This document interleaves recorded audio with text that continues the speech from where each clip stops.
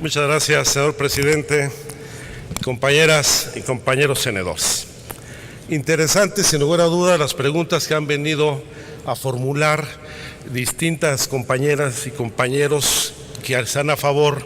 de este decálogo que deberá de traducirse o pretende traducirse en diversas disposiciones constitucionales que ha presentado el Ejecutivo Federal.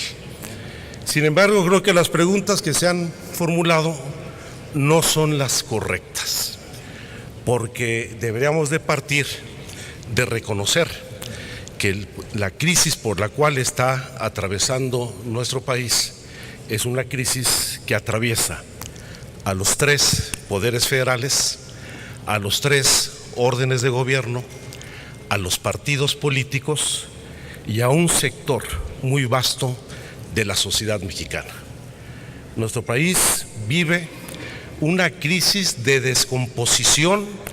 y de pérdida de credibilidad en todas las instituciones públicas. Y la respuesta que se tiene que dar debe responder a este proceso de deterioro tan profundo de la ética, de la moral pública y de la forma en que se desempeña el gobierno y se gestionan sus distintos programas. Que hay problemas severos en los municipios y en sus policías municipales, eso es innegable.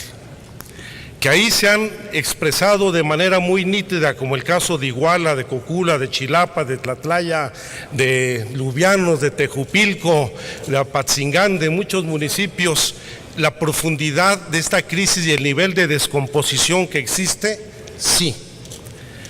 Pero esos los planteamientos que ha hecho el Ejecutivo Federal son la respuesta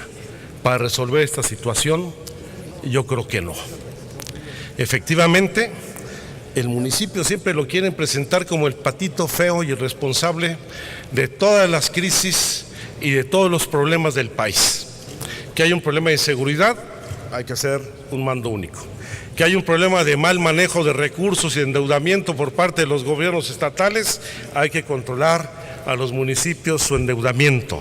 Que hay que sujetarlos, sin lugar a dudas, a una mayor fiscalización. Pero también tenemos que asumir que el municipio se encuentra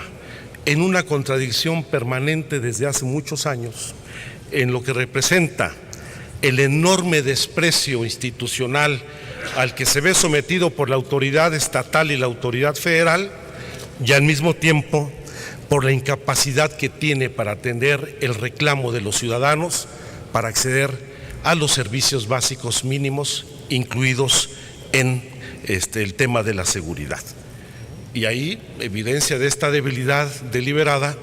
es la forma en que se distribuyen los recursos públicos, donde solo 4 centavos de cada peso llega a los municipios del país, mientras el gobierno federal se queda con 80 centavos de cada peso que se genera en el país. Y efectivamente esta injusta distribución de los recursos ha seguido incrementando la debilidad y la vulnerabilidad de los municipios del país. Y evidentemente ya hemos llegado a un nivel tal para poder asumir que el modelo municipalista que existe en nuestro país está agotado y que se necesita un replanteamiento de fondo. Pero este replanteamiento del municipalismo parte de la noción de desaparecerlos y de avanzar a una mayor centralización. Pues yo creo que evidentemente no, porque los cambios que se requieren son cambios muy profundos que tienen que ver con la transformación de las instituciones públicas, de las políticas económicas, sociales y culturales que se requieren en este país. Y la propuesta de Enrique Peña Nieto no avanza en esa dirección. Por el contrario, lo que está planteando es dar la puntilla final al municipio, minar aún más la ya debilitada soberanía de los estados y permitir una centralización política en donde ya hasta los temas de seguridad,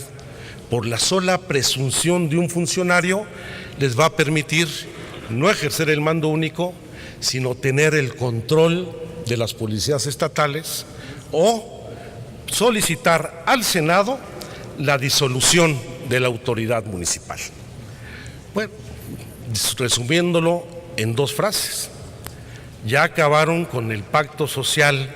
fundacional que tenía este país al momento de las reformas constitucionales. Lo que hoy están planteando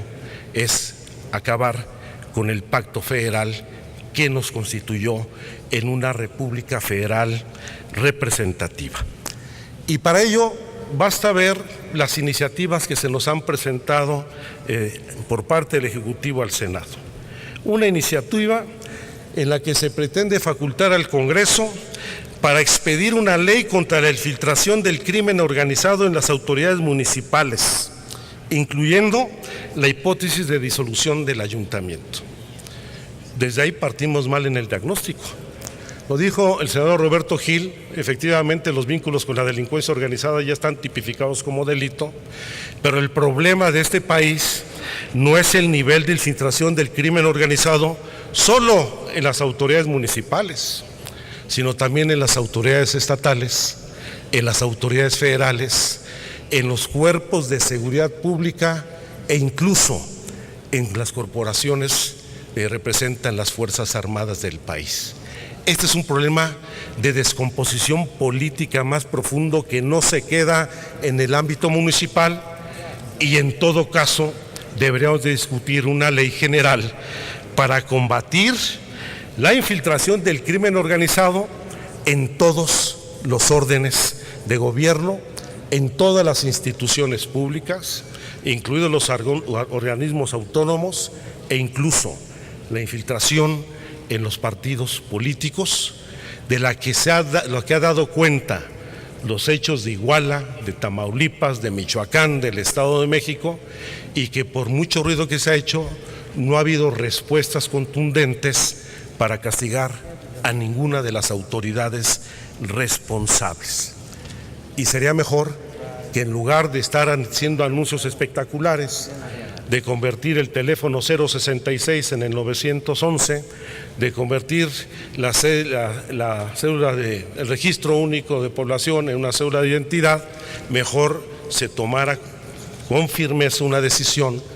para que aquellos gobernadores, diputados federales, senadores, diputados locales, presidentes municipales, funcionarios públicos involucrados con la delincuencia organizada, paguen por los vínculos que estos tienen y no se mantengan en la impunidad. Y disolver las policías municipales no va a resolver el problema, sino va a profundizar esta contradicción entre el desprecio institucional y las incapacidades del municipio para atender sus demandas, porque hay que partir del principio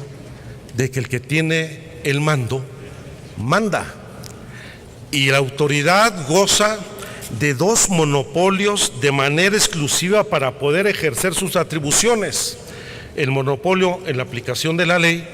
y en el monopolio del ejercicio legítimo de la fuerza pública.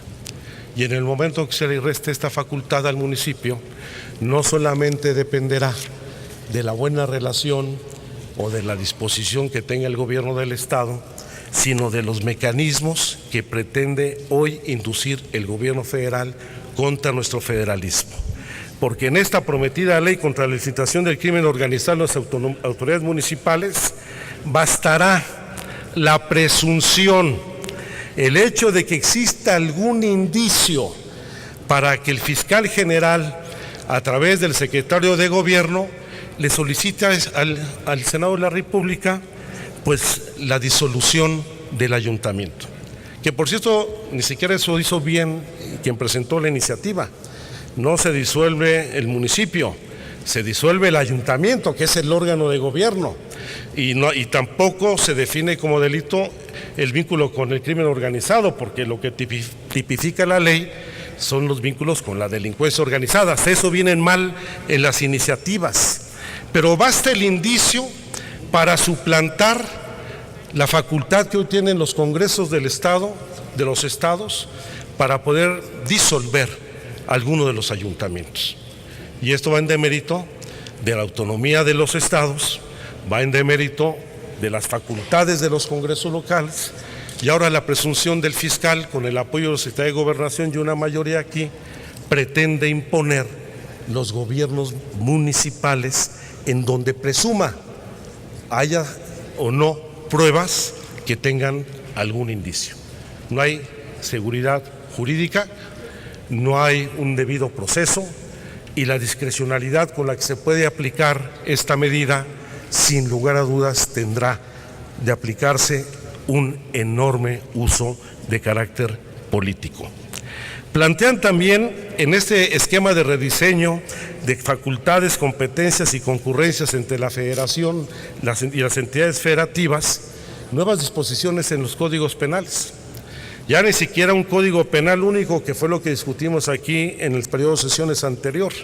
sino incluso la aplicación del código directamente por parte de la Federación sin intervención de la autoridad local, porque incluso se establece también que ya no es un asunto de concurrencia, sino de equiparación de delitos del fuero común con el federal, lo que implicaría en todo caso una recategorización del tipo de delito para que no hubiera contradicción con las disposiciones locales y federales. Y finalmente, respecto a la policía única, no es un asunto solamente desaparecer las policías municipales, sino también el gobierno federal se pretende arrogar la facultad para asumir el mando de las policías estatales en el momento en que a su juicio no están cumpliendo con su responsabilidad. Ahí le dejan a los municipios la facultad de hacer cumplir el bando municipal, se va a encargar del alumbrado público, de la limpieza de las calles, del ordenamiento vial, los usos del suelo, etcétera, pero sin ninguna facultad coercitiva para ejercer esas atribuciones. Y le van a calentar el municipio al gusto del gobernador a todos los presidentes municipales. Este era el sueño de Genaro García Luna, tener desde la Secretaría de Seguridad Pública Federal el mando indirecto de las policías estatales para poder desde ahí pues desarrollar un modelo muy centralizado de poder. Yo creo que lamentablemente esta propuesta no resuelve el problema. Qué bueno que haya operativos en Tierra Caliente o en Michoacán, en Tamaulipas, operativos que mejor hubiera sido mejor una intervención oportuna anterior del gobierno federal, porque los hechos de Iguala, de Cocula y de Chilapa y de otros lugares se pudieron haber evitado, porque el Procurador General de la República, el Secretario de Gobernación, el CISEN, tenía la información suficiente para acreditar los vínculos del señor Abarca con la delincuencia organizada y no lo hizo. Mejor, en lugar de estar discutiendo este decálogo de buenas intenciones, hay que exigirle al Ejecutivo Federal que aplique la ley, que vea por qué el señor Yarrington tiene una orden de aprehensión en los Estados Unidos y aquí se goza de plena impunidad. ¿Por qué no nos ha dicho la Procuraduría cómo se tejió la red de complicidades y de corrupción que permitió la colusión de autoridades municipales, locales, federales, para que operen los Guerreros Unidos y otros grupos delictivos en la zona de Guerrero? ¿Por qué no ha habido deslinde de responsabilidades no solamente de autoridades, de autores materiales o intelectuales, sino de quienes permitieron esta situación por acción o por omisión?